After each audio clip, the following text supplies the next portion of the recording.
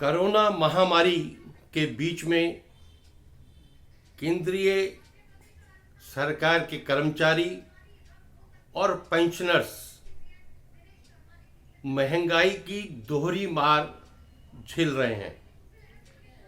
2020 में जो सरकारी कर्मचारियों और पेंशनर्स का डीए फ्रीज किया गया था, आज 18 महीने होने के बाद भी वो डीए को सरकार ने वापस जारी नहीं किया।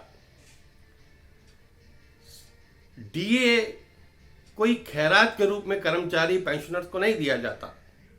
जब महंगाई बढ़ती है तो उस महंगाई को झेलने के लिए कहा जाए तो महंगाई भत्ते के रूप में डीए को दिया जाता है। 1 जनवरी 2020 से 4%, 1 जुलाई 2020 से फिर 3% और 1 जनवरी 2021 से 4% डीए की वृद्धि हो चुकी है। इस प्रकार कुल मिलाकर 11% डीए अभी तक कर्मचारियों को नहीं दिया गया। कर्मचारियों और पेंशनर्स को इसके कारण से दोहरी मार पड़ रही है। एक तो महंगाई के कारण वो महंगी चीजें खरीद रहे हैं और महंगाई भत्ते के रूप में मिलने वाला डीए वो अभी तक नहीं दिया गया। पेंशनर्स को लगभग 11,800 से लेकर 1,65,000 तक का नुकसान इस 18 महीने के डीए के कारण हो रहा है। वहीं काम कर रहे केंद्रीय कर्मचारियों को 23,760 से लेकर 3,30,000 तक का नुकसान हो रहा है। पिछले दिनों वित्त मंत्री अनुराग ठाकुर द्वारा एक प्रेस में कहा गया कि वो सरकार जुलाई 2021 में डीए को जारी करेगी।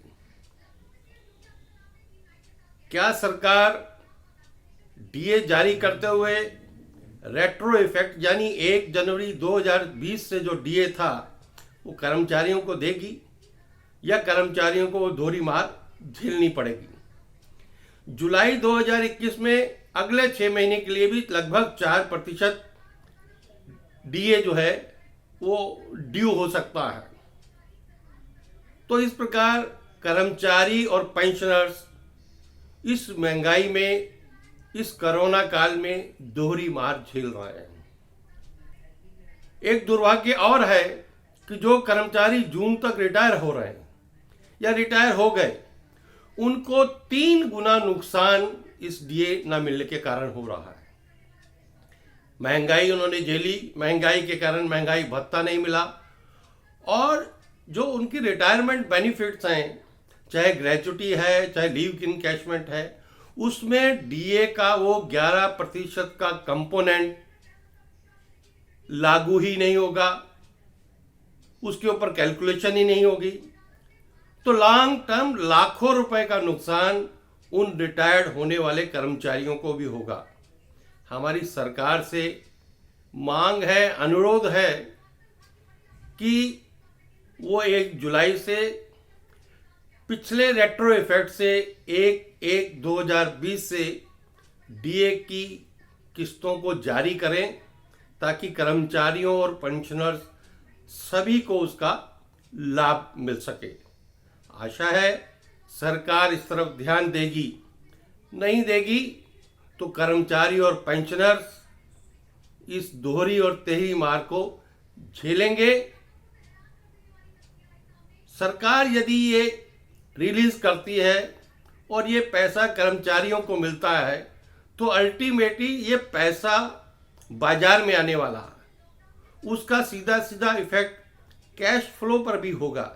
जो आज मंदी बाजार में दिखती है, उस मंदी पर भी सरकार जो है कंट्रोल कर सकती है। यानी इतना पैसा अगर मार्केट में आएगा तो कर्मचारी उसको खर्च करेगा और वो कैश फ्लो के रूप में मार्केट में आएगा।